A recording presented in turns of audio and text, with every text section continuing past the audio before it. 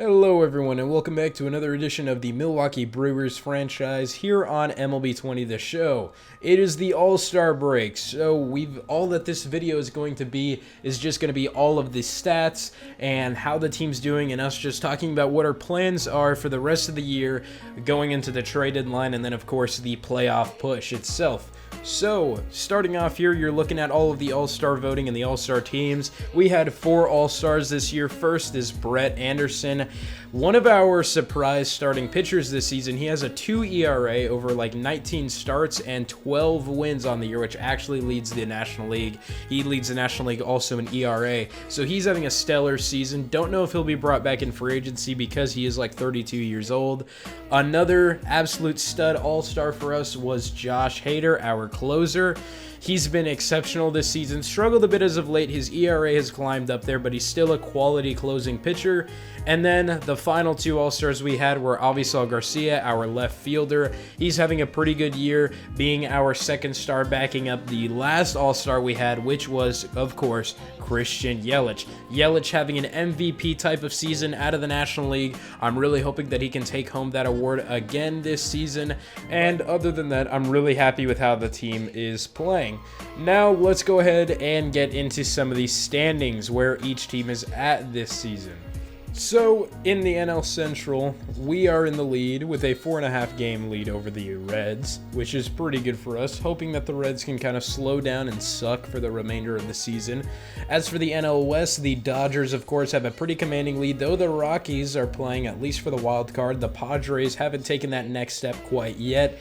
In the NL East, the Nationals are continuing their domination despite losing Anthony Rendon, and the Phillies are playing really well, though probably not playing as well as many would hope. The Mets, for some reason, still haven't broken out. And in the wild card, currently the Reds, Rockies, and Phillies lead. Rockies and Phillies being tied for that second place spot.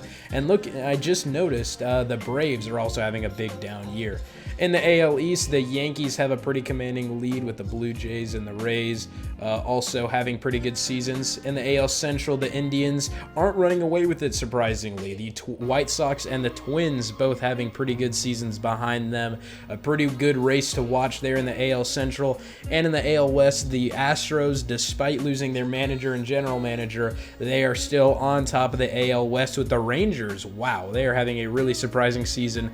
They're third in the wild card right now. Of course, the White Sox and the Twins tied up at the top there. So pretty impressive years all around for a ton of teams and a really interesting playoff races to watch. Now, I kind of wanted to get into the stats for how the season is, or for how the team is doing, and some changes that I was hoping to make in the lineups with this episode. So, starting off looking at our stats so far, we're looking at the consistent performers, guys, who've been up at the top in OPS this entire season. Yelich obviously is on a tear. Ryan Braun has been really good. Justin Smoke has been a pleasant surprise for us. Omar Narvaez has completely rebounded and is now the 4th on the team in OPS. Avisal Garcia is our 2nd All-Star. Keston Hiura, a guy who I wish would hit a little bit more home runs, but other than that, he's gotten on base really well. He's hit extra base hits, so I'm not complaining. Lorenzo Cain has been really good for us, but after Cain, you notice that there's kind of a teardrop where Jed Gayorko and Tyron Taylor are, and then after them, there's an even bigger drop to where our hitting just gets really bad. And one main guy I want to focus on in this is Eric Sogard. Sogard has had a terrible year so far, and though he's on a hot streak, according to the game, I really don't know how comfortable I am continuing to give him the ABs as our starting third baseman. He's a lefty bat, which is always helpful, but looking at his slugging percentages at .328 with his OBP of 31, it's really not much to be desired. He can't hit for extra base hits. One guy I want to give more ABs to, as I said, is Orlando Arcia. Arcia is not having a good year in the slightest either. However, he also only bats against left-handed pitching, so he hasn't had many opportunities.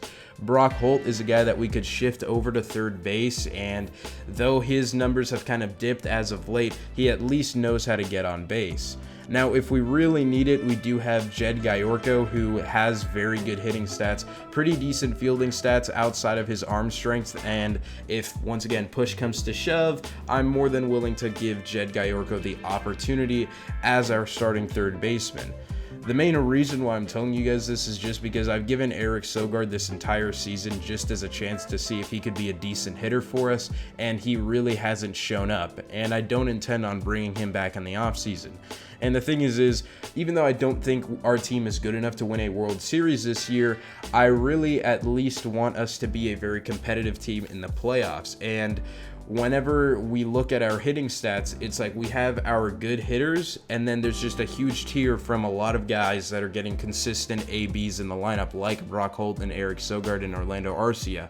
And we want to see some of these guys starting to perform better so we can get a better idea of what these guys are going to look like and what we can do with them moving forward.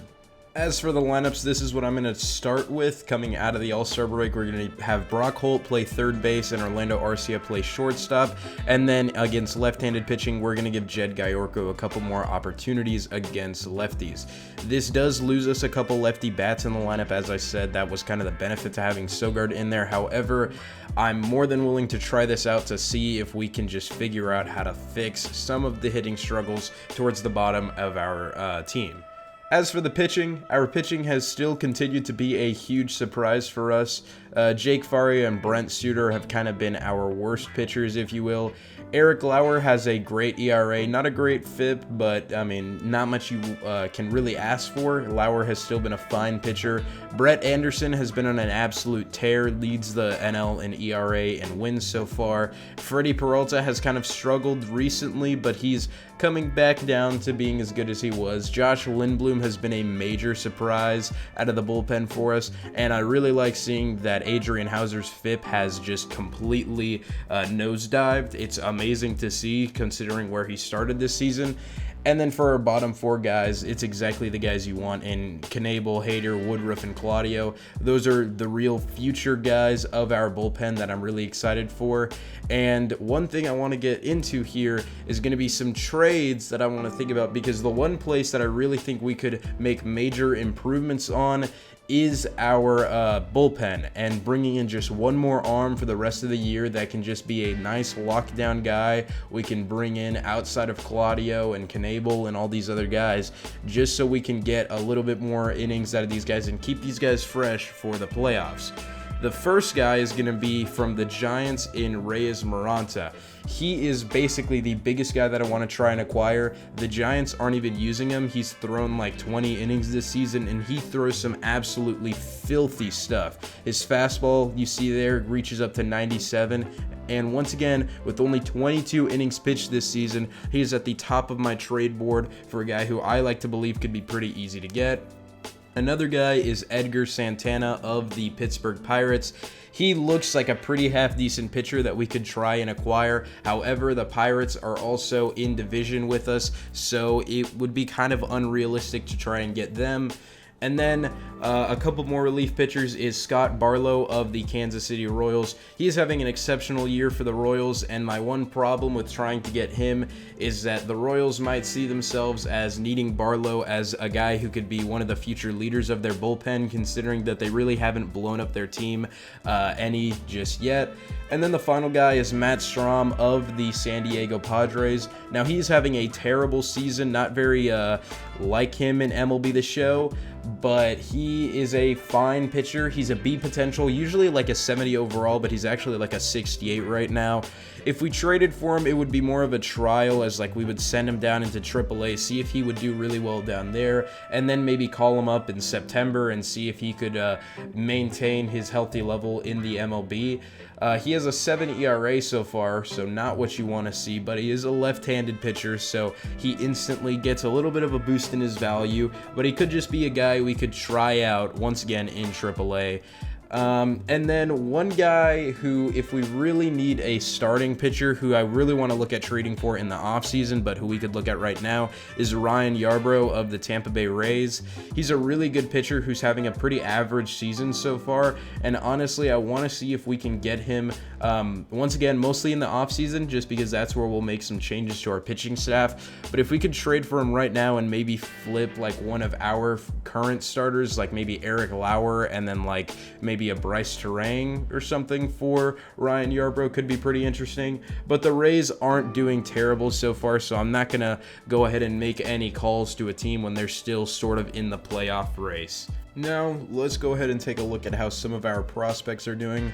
Bryce Terang is having a terrible year down in AA, currently with a 500 OPS. I'm really hoping that it improves, but regardless, he's kind of already defined out the set of skills for the type of player he's going to develop into, which is going to be a fantastic fielder and even better base runner. I'm just hoping that his contact, vision, and discipline can kind of figure themselves out. But one guy who I legitimately saw us making a part of the future who's having an even worse year in AAA is Luis Urias. So far on the season, he has a 487 OPS, which I didn't even think was possible. He's actually not even that bad of a hitter. His vision is pretty okay, so you would think that he'd be a lot better in the show, but for some reason, the guy just sucks right now in AAA. Now, thank God for him being an A potential, so he still is progressing, and his fielding is really good, and I really do want to make him a piece of the future still. However, if he continues to suck, I will have no problem flipping him for some other prospect or some other piece who can really help us, because regardless of his performance, he still has an A potential, which has an insane amount of value in this game. So we're going to continue to monitor how Urias does, but now looking at our pitching prospects, first we have Phil Bickford. Bickford is having a pretty okay year in AAA, currently on a hot streak. He's not a bad pitcher for us. He's 23, a 66 overall with a B potential. I like Phil Bickford as a member of the future of this organization, though. As for right now, he's probably going to be a guy that we flaunt to other teams as a good trade asset, just because in the span of how long we're hopefully going to be doing this series, he might only make it up to the majors to be like our 5th starter or a guy that makes September call-ups. Obviously, that can change if he just progresses rapidly and goes on an absolute tear. Then why not call him up given the chance? Or if his potential all of a sudden goes up to an A, then he instantly would be #1 prospect, the main guy I'm focusing on for the rest of this series. But we can only really wait on him there. Other than that, that's it for this edition of the Brewers franchise. That's it for the All-Star break. In the next episode, if we make any trades, you'll see them at the start, and then we're going to play our game for August before getting into September and the September call-ups. But anyways, thank you all for watching. I know this was a bit of a longer video just to look at some menu screens and some stats, but I really wanted to give you guys an idea of how the league was doing and some of the thoughts that I had of our own team so far. Anyways, thank you all for watching, and I'll see you all in the next one. Adios.